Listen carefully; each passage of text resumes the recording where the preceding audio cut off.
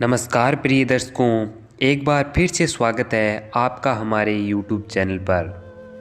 प्रिय दर्शकों, आज फिर नया वीडियो और नई जानकारी लेकर हाजिर हुए हैं। दर्शकों, आज की जो कहानी है और आज का जो हमारा प्रसंग है, ये बड़ा ज्ञानवर्धक है और बड़ा मोटिवेशनल है। प्रिय दर्शकों, आज हम आपको सुनाने जा रहे हैं एक बुद्धिमान तोते की कहानी। प्रिय दर्शकों, ये कहानी बड़ी मोटिवेशनल है। इस कहानी को पूरा सुनिएगा। इस कहानी को सुनने के बाद आप कभी भी मायूस नहीं होंगे। कहानी के अंत में तोता ऐसी दो बात बताता है कि बात बड़ी महत्वपूर्ण है हर इंसान के जीवन के लिए, हर इंसान की कामयाबी के लिए।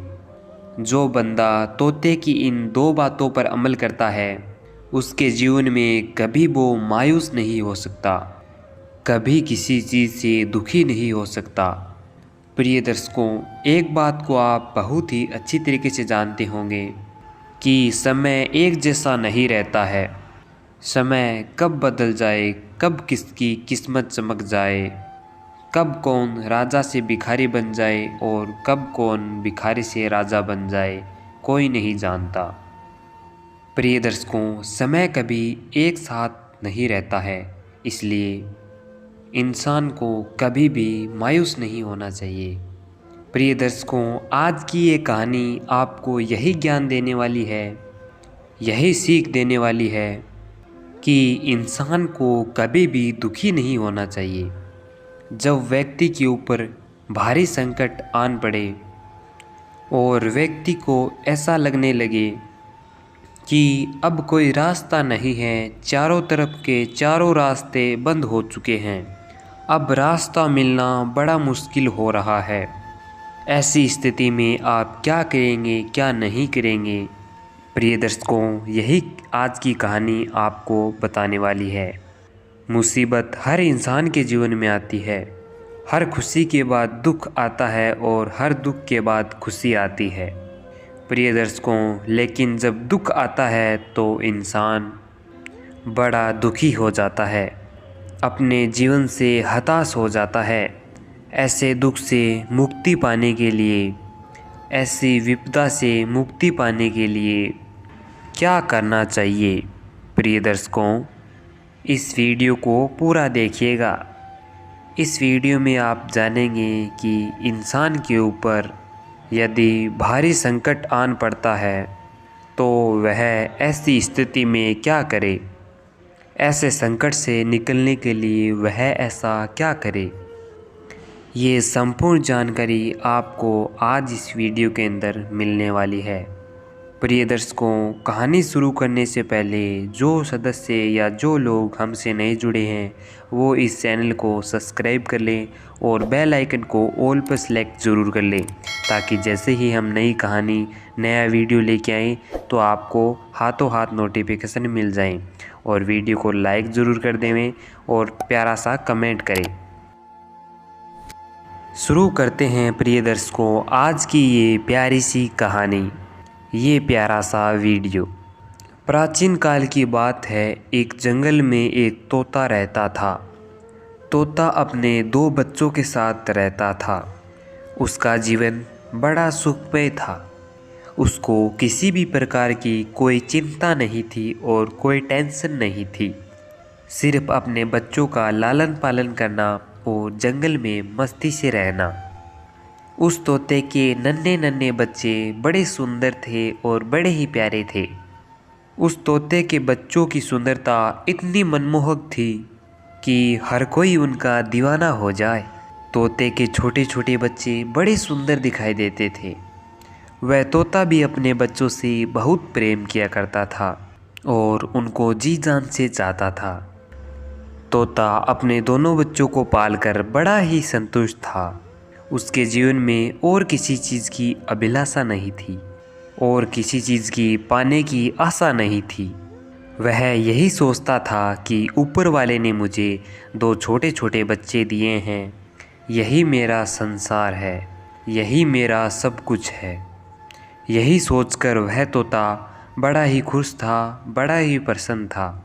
किसी से कोई शिकायत नहीं थी। अपना जीवन बड़े मज़े से, बड़े ही खुशी होकर जी रहा था। लेकिन कहते हैं ना कि हर खुशी के बाद दुख आता है। एक दिन की बात है, एक शिकारी उसी जंगल से गुजर रहा था। तभी उसकी नज़र उस तोते के दोनों छोटे छोटे बच्चों पर पड़ जाती है। उनको देखकर वह शिकारी मोहित हो जाता है और सोचने लगता है कि यदि मैं इन दोनों तोते के बच्चों को पकड़कर राजा को ले जाके दूं, तो राजा बड़ा प्रसन्न होगा और मुझे बहुत सारा इनाम भी देगा। यही सोचकर वह शिकारी उन तोते के बच्चों को पकड़ लेता है और उन दोनों छोटे छोटे बच्चों को लेकर राजा के पास, राजा के दरबार में पहुंचता है। वहां जाकर राजा से कहता है कि राजा साहब, आपके लिए हम बहुत ही सुंदर उपहार लेकर आए हैं और बड़ी दूर से लेके आए हैं। तब राजा कहता है कि क्या लेके आए हो, आप हमें बताओ। तब वह शिकारी दो छोटे छोटे नन्हे नन्हे तोते के बच्चे को निकालता है और निकाल कर राजा को कहता है कि महाराज, हम आपके लिए सुंदर पक्षी लेके आए हैं, तोते के बच्चे लेके आए हैं। आपसे विनती है कि आप मेरा उपहार स्वीकार करें।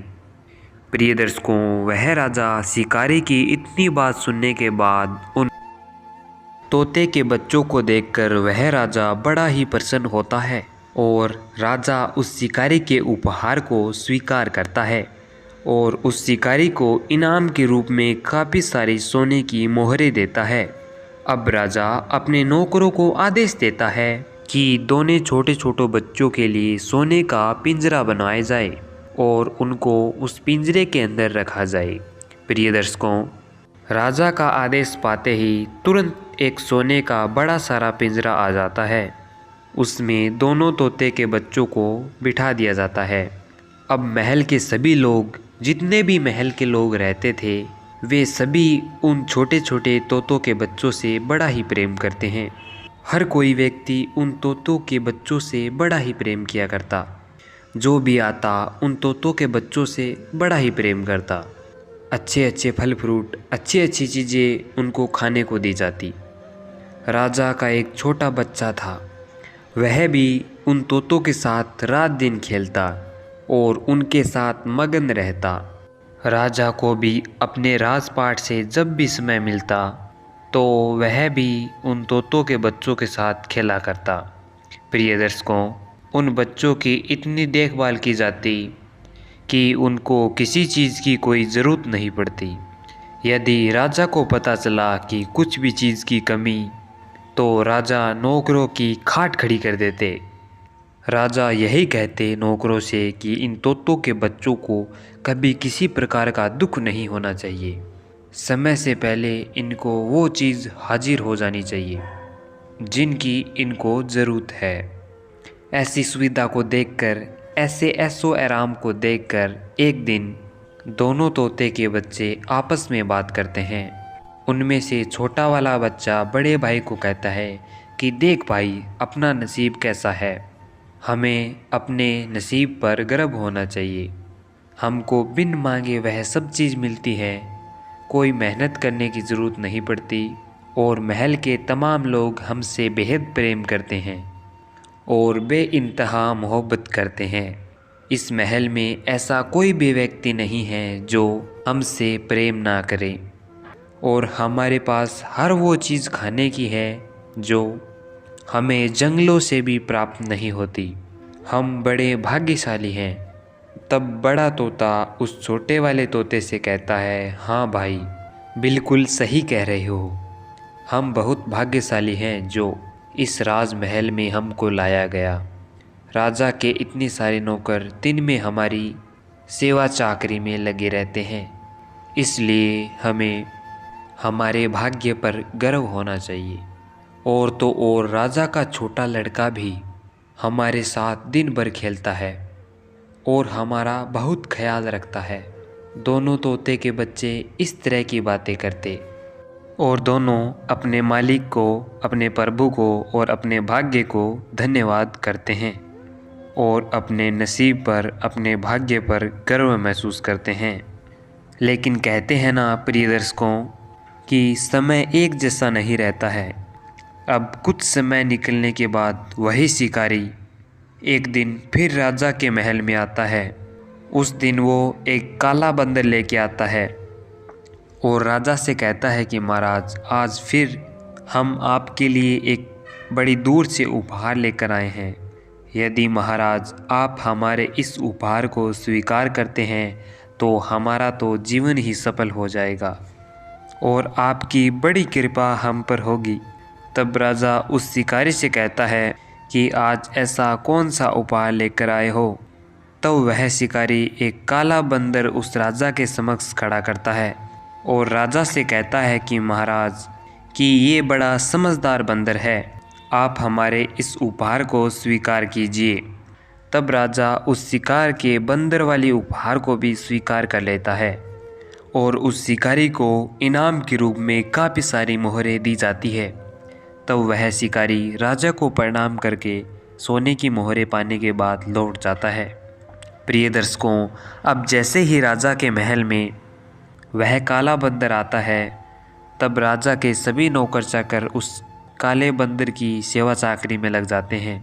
सभी लोग उस काले बंदर से प्रेम करने लग जाते हैं और धीरे धीरे उन तोतों के बच्चों से सभी का ध्यान हट जाता है। कोई भी उनके पास नहीं जाता और कोई भी उनसे प्रेम नहीं करता है। अब सभी लोग उस काले बंदर की सेवा चाकरी में लग जाते हैं। सभी लोग उस काले बंदर से प्रेम करने लग जाते हैं। अब उन तोतों का कोई भी ख्याल नहीं रखता। यहाँ तक कि राजा का छोटा बेटा भी अब उस काले बंदर के साथ खेलने लग जाता है, उसके साथ ही अपना समय व्यतीत करता है। यहाँ तक कि राजा भी काले बंदर के साथ खेलता है। प्रिय दर्शकों, वह काला बंदर बड़ा ही शरारती था। दिन भर उछल कूद करता और इधर उधर घूमता और सभी महल के लोग उसके पीछे पीछे दौड़ते। ऐसा दृश्य देखकर दोनों तोते आपस में बात करते हैं। छोटा वाला तोता बड़े तोते से कहता है कि भाई, इस काले बंदर ने तो हमारा नसीब ही छीन लिया। इस काले बंदर के महल में आने के बाद कोई भी व्यक्ति हमारी तरफ नज़र भर के नहीं देखता है। कोई भी व्यक्ति समय पे हमको भोजन नहीं देता है। कोई भी व्यक्ति हमको पानी तक नहीं पिलाता है। सभी लोग इस काले बंदर के पीछे पीछे दौड़ने लगते हैं। यहाँ तक कि राजा का जो छोटा बेटा था वह भी काले बंदर के साथ खेलने लग जाता है। कोई भी हमारे पास नहीं आता। लगता है कि अब हमारा भाग्य हमसे रूठ गया है। लगता है अब हमारा नसीब कुंडली मार के सो गया है। अब हमारे बुरे दिन आ गए हैं। छोटे तोते की इतनी बात सुनने के बाद बड़ा तोता छोटे तोते से कहता है कि सुन मेरे भाई, एक पहली बात मैं आपको बता रहा हूँ, इसको गौर से सुनो और जीवन में आप चाहें कहीं भी रहें, लेकिन इन बातों पर आप ज़रूर अमल करना। तो वह बड़ा तोता उस छोटे तोते से कहता है कि मेरे भाई, समय एक जैसे नहीं रहता है। कब किसका समय बदल जाए ये कोई भी नहीं जानता है। समय अपना करवट ले, इस बात को कोई नहीं जानता है। इस बात का कोई भी अंदाज़ा नहीं लगा सकता। कब कौन भिखारी से राजा बन जाए और कब कौन राजा से भिखारी बन जाए, इस बात का प्रिय दर्शकों कोई भी पता नहीं है।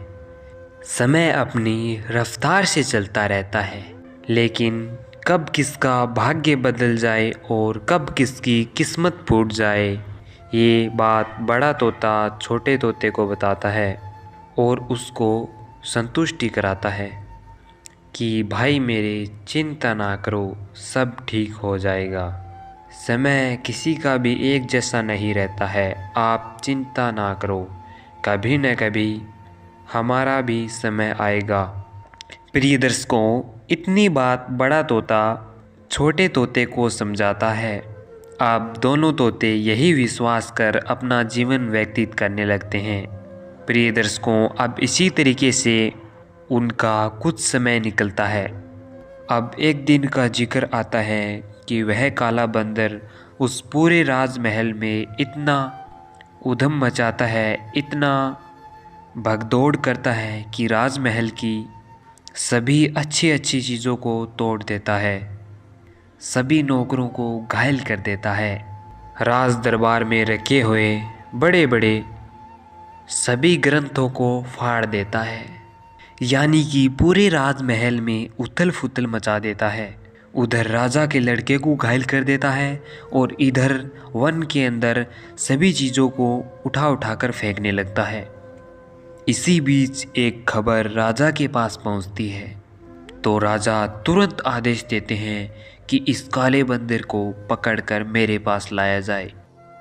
तब नौकर राजा के पास उस बंदर को लेके आते हैं और राजा नौकरों से कहता है कि उस बंदर को महल से बाहर निकाला जाए और ऐसे सुनसान जंगल में जाकर छोड़ा जाए जहाँ से ये कभी वापस लौट के ना आ सके। प्रिय दर्शकों, अब सभी सैनिक उस काले बंदर को पकड़ लेते हैं और पिंजरे के अंदर बंद कर देते हैं और पिंजरा उठा के एक ऐसे सुनसान जंगल में ले जाते हैं और वहाँ ले जाकर उस काले बंदर को छोड़ दिया जाता है। अब उस बंदर को छोड़ के आने के बाद धीरे धीरे सभी बच्चे, सभी राज्य महल के लोग उन दोनों तोतों से प्रेम करने लग जाते हैं। वहीं पहले की तरह उनको खाना पीना दिया जाता है, पहले की तरह उनको भोजन दिया जाता है और सभी लोग उन दोनों तोतों के बच्चों से प्रेम करने लगते हैं। उधर वो राजा का लड़का भी उन तोतों के पास आता है और उनसे बातें करने लगता है और उनके साथ रहने लगता है। तब छोटा तोता अपने बड़े भाई से फिर से यह कहता है कि देखो भाई, हमारा भाग्य फिर से जाग गया है और सभी महल के लोग हमें पहले जैसे प्यार करने लग गए हैं और समय पर खाना देते हैं और राजा का छोटा लड़का भी हमारे साथ खेलता है और फिर से हमारी किस्मत बदलने लगी है और हमारे अच्छे दिन आने लगे हैं। प्रिय दर्शकों, तब वह बड़ा तोता उस छोटे तोते को दूसरी बात कहता है और बताता है कि सुन मेरे भाई, मैंने पहले भी आपको एक बात बताई थी कि समय कभी भी एक जैसा नहीं रहता है और भाई मैं आपको अब दूसरी बात बता रहा हूँ और इस दूसरी बात को भी तुम गौर से सुनो और अपने जीवन में इसको लागू करो। इस पृथ्वी के चाहे किसी भी कोने में रहो, लेकिन मेरी बताई गई इन दोनों बातों पर हमेशा अमल करते रहना और इनको याद रखना। तो वह तोता दूसरी बात बताता है और कहता है कि अरे भाई, आपका समय कितना भी अच्छा हो और आपके हौसले कितने भी बुलंद हो, लेकिन आपको उस पर कभी नहीं इतराना चाहिए। अगर आप ऐसा करते हो तो अगर आपकी ज़िंदगी में दुख आएगा तो उसको आप सहन नहीं कर पाओगे। इसलिए आप अपनी किस्मत पर, भाग्य पर, जब आपका भाग्य आपका साथ देता है, आपकी किस्मत साथ देती है, तो आपको कभी भी इतराना नहीं चाहिए। जो लोग इतराते हैं उनका पतन हो जाता है। इसीलिए जब भी आपका नसीब साथ दे, आपका भाग्य बुलंद हो, तो आपको कभी नहीं इतराना चाहिए। अगर आप इन दोनों तोतों की बताई हुई कहानी को, अगर इन बातों को अपने जीवन के अंदर उतारते हो, तो आपको कभी भी कोई समस्या नहीं आएगी, आप कभी भी घबराओगे नहीं बुरे समय के अंदर। इस प्रकार से आपके धन की भी कभी कमी नहीं होगी। अगर इन दोनों बातों को आप अपने जीवन में उतारना चाहते हो तो इस वीडियो को लाइक करें और चैनल को सब्सक्राइब करके बेल आइकन को ऑल पर सेलेक्ट ज़रूर करें और इस कहानी को बार बार सुनें और कमेंट करें अच्छे, ताकि मैं आपके लिए और भी ऐसी ज्ञानवर्धक कहानी लेके आता रहूं। धन्यवाद।